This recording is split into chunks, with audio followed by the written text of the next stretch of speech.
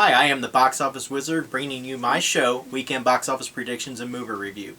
Today is Monday, July 11th, 2016, and I will be hosting the show for this next segment. Hey, just want to let you know that in case my voice starts dropping, I have had a sore throat all weekend, so I'm hoping to make it through my show here today, so we'll see what happens. Today I'm just going to review the numbers from this past weekend's box office, the actual numbers, not the estimates, and number one was not a surprise that it was The Secret Life of Pets, but what was the big surprise? The number hit triple digits. It came in at 104.3 million. It just blew away the competition, surprised all experts, including myself, and comparing my numbers to the others, there was the highest I even saw was 85 million. So it just did big numbers this past weekend. My prediction was 82.5 million.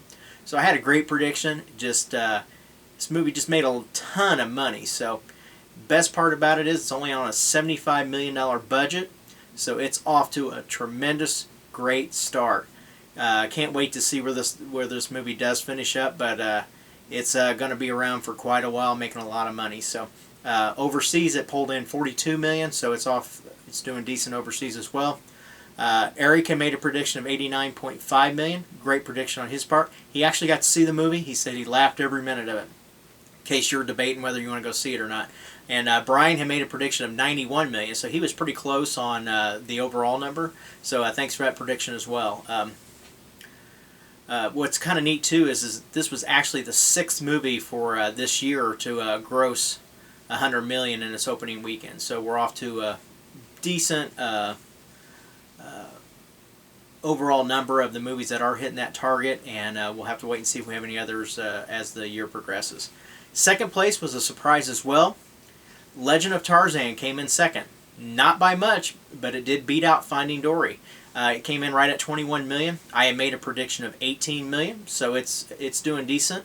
And word of mouth has actually been very positive for it, so that may actually help it to continue to accumulate money. Still has a long way to go to even make a dime though, so we'll have to wait and see what happens. As I mentioned, third place was Finding Dory.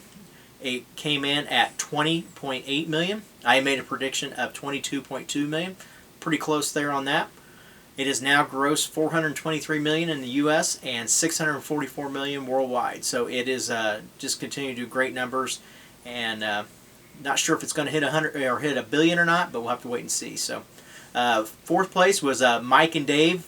They're great wedding dates. This movie actually came into a solid start of 16.6 million. I had only made a prediction of 9.8 million, so I was way off on this. Most of the other experts had it between anywhere from 10 to 12 million, so it did surprise a little bit as well. It does have a $33 million budget, so it should see a decent return on its investment. Eric had made a prediction of 10 million, and Brian had made a prediction of 11.2 million. So everybody was kind of in the same ballpark on this originally, so it did beat the studio estimates and what was originally thought that it would make. So fifth place was The Purge. It dropped only 60%. I figured it was going to have a huge, bigger drop than that. Came in at 12.4 million. I made a prediction of 10.3 million, so it wasn't too much off.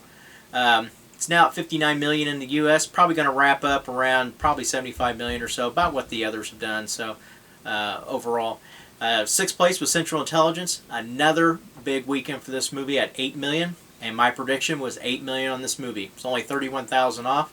It did cross over the 100 million mark on going into the weekend, so it is just doing great overall. And this movie will end up probably having a sequel down the line.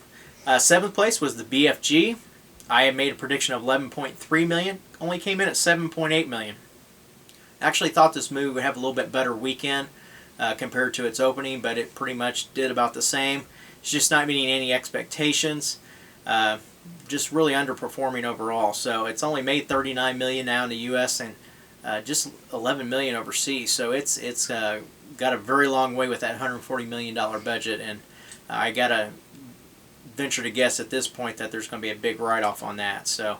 Eighth place was Independence Day. Not by much. It came in right at 7.8 million too. I made a prediction of 7.4 million. It will reach 100 million in the U.S. It's currently sitting at 91 million.